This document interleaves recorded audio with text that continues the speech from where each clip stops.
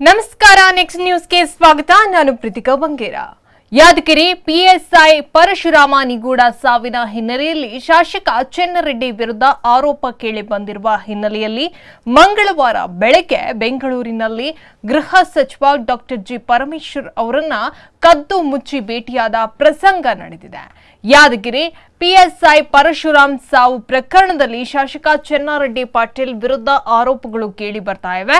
ಈ ಹಿನ್ನೆಲೆಯಲ್ಲಿ ಅವರ ವಿರುದ್ಧ ಪ್ರಕರಣ ದಾಖಲು ಮಾಡಬೇಕು ಹಾಗೂ ತನಿಖೆ ನಡೆಸಬೇಕು ಎಂಬ ಆಗ್ರಹ ಕೇಳಿ ಬರ್ತಾ ಇದೆ। ಪಿಎಸ್ಐ ಸಾವು ಪ್ರಕರಣಕ್ಕೆ ಸಂಬಂಧಿಸಿದಂತೆ ಪರಶುರಾಮ ಪತ್ನಿ ಕೂಡ ಶಾಸಕರ ವಿರುದ್ಧ ಗಂಭೀರವಾದ ಆರೋಪವನ್ನ ಕೂಡ ಮಾಡಿದ್ದಾರೆ। ಅಲ್ಲದೆ ಶಾಸಕರ ಪುತ್ರನ ವಿರುದ್ಧ ಕಮಿಷನ್ ಆರೋಪ ಕೂಡ ಇದೆ। ಇದರೆಲ್ಲದರ ಸೂಕ್ತ ತನಿಖೆ ನಡೆಸಬೇಕು ಎಂಬ ಒತ್ತಾಯ ಹೆಚ್ಚಾಗುತ್ತಿದ್ದಂತೆ ಈ ನಡುವೆ ಪ್ರಕರಣದಲ್ಲಿ ಶಾಸಕ ಚೆನ್ನರೆಡ್ಡಿ ಅವರ ಹೆಸರು ಕೇಳಿ ಬಂದ ಹಿನ್ನೆಲೆಯಲ್ಲಿ ಚೆನ್ನರೆಡ್ಡಿ ಶಾಸಕತ್ವವನ್ನ ವಜಾ ಮಾಡುವಂತೆ ಸಾಮಾಜಿಕ ಕಾರ್ಯಕರ್ತ ಮೋನಪ್ಪ ಹಡಪದ್ ಅವರು ಆಕ್ರೋಶವನ್ನ ಹೊರಹಾಕ್ತಾ ಇದ್ದಾರೆ। ಇನ್ನು ಯುಟಿ ಖಾದರ್ ಅವರಿಗೆ ಕೂಡ ಪತ್ರವನ್ನ ಬರೆದಿದ್ದಾರೆ। ಹೆಚ್ಚಿನ ಅಪ್ಡೇಟ್ಗಾಗಿ ನೋಡ್ತಾ ಇರಿ ನೆಕ್ಸ್ಟ್ ನ್ಯೂಸ್ ಕನ್ನಡ। ವಂದನೆಗಳು।